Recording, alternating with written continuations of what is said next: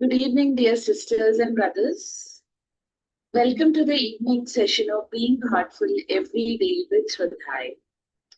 Over the past few days, we have been immersed in the theme of attitude, understanding it as the inner compass that directs our spiritual journey. We have learned that the heartful attitude is not just about being positive, but about being open, humble, and ready to receive the grace that is always present. And we have seen how our attitude can transform a routine practice into a deeply meaningful experience and act as a catalyst for growth, helping us navigate life's challenges with greater resilience and ease. Now, as we conclude our reflections on the theme of attitude, we are ready to introduce a new and a profound theme that is central to our spiritual evolution, and that is the ego. Tonight, we will begin to understand what the ego truly is from a heartfulness perspective and why covering this theme is so vital for our inner journey. In heartfulness, we understand that the mind is a vibrational field, often described as a heart mind field. Within this field, there are four main functions, which is of the subtle body. The subtle body constitutes of consciousness, which is chit, thinking and feeling, which is manas, intellect, which is buddhi, and ego, which is ahankar. These functions work together to make up what we know as the mind. And the ego or ahankar is the active function of the mind, the doing and the thinking, force that provides us with our identity. It is an essential part of our daily lives and is even necessary for us to have the craving to evolve. As Daji says, ego is not as bad as long as you utilize it to become better and better. The ego plays a vital role in our abhyas. When used wisely, it serves as very well, like any other resource, helping us to achieve our goals and surpass our own past records. For example, the manifested ego makes a performer excel in a music concert, pushing them to outperform their previous performances. However, the ego can also be a significant obstacle when it is misused for selfish purposes. As Daji has said, assertive egos are destroyers of unity. If you're too identified with your own ideas, even constructive suggestions from others will seem like personal threats. This misuse of ego leads to arrogance when we become like a black hole within a gravitational pull that prevents our consciousness from expanding. The key to navigating the ego is not to destroy it, but to refine it. The more humility we have, the less the egotistical proliferations. This is why great spiritual teachers have valued humility so highly. The philosophy is simple, yet very profound. There's nothing wrong in thinking yourself to be great, but always think the person in front of you is even greater.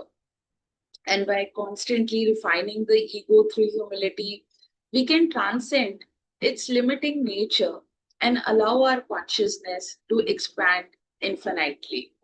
Dear sisters and brothers, we encourage you to share the invitations of Heartfulness Masterclasses and BHED sessions with your friends and with your family members. And tonight, we will take our reading from the Whispers from the Brighter World. Beloved Master, revered Babuji Maharaj, Whispers from the Brighter World. Tuesday, December 7, 99, 10 a.m. Don't worry about keeping to the schedule.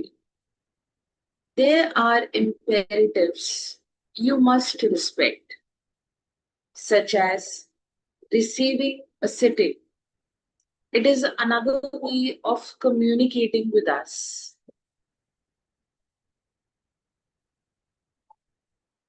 The work of the preceptors is admirable.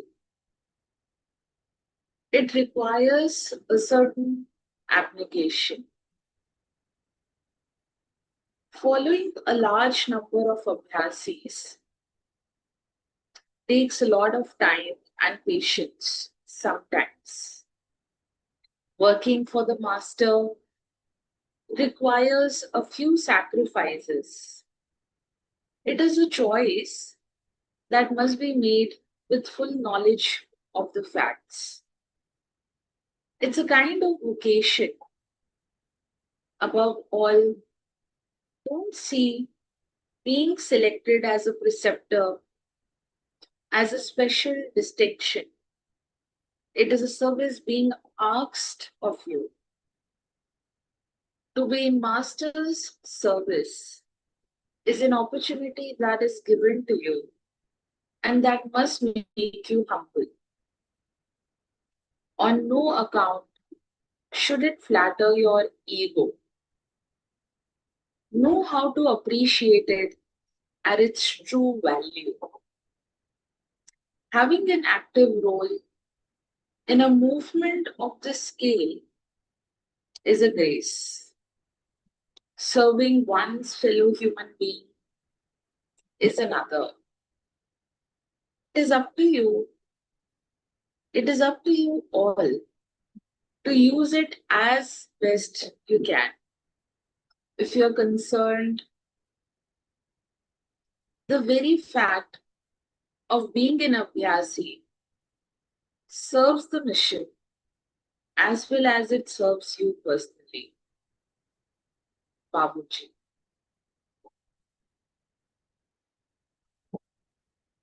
Dear sisters and brothers, let's take a few silent moments, inviting these insights to softly permeate our being.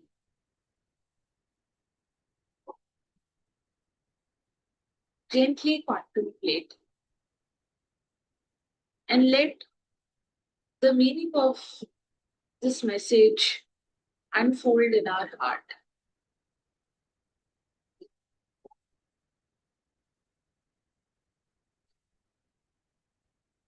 We will now prepare ourselves to offer the universal prayer together.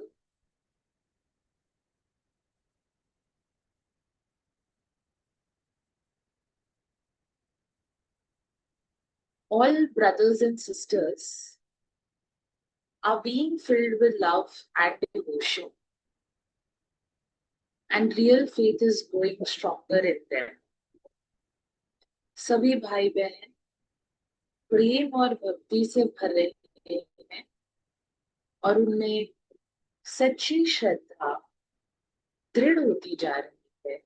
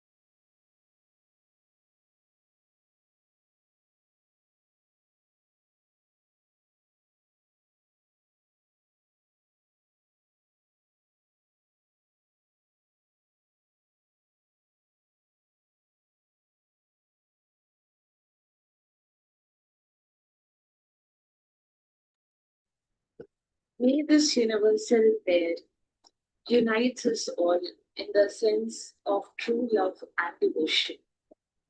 Dear sisters and brothers, as we come to the close of the day, let's take a few moments for the inner reflection. Consider a time today where you felt a strong sense of, I did this, or this belongs to me. Can you identify how this feeling of ego may have subtly influenced your actions or your thoughts?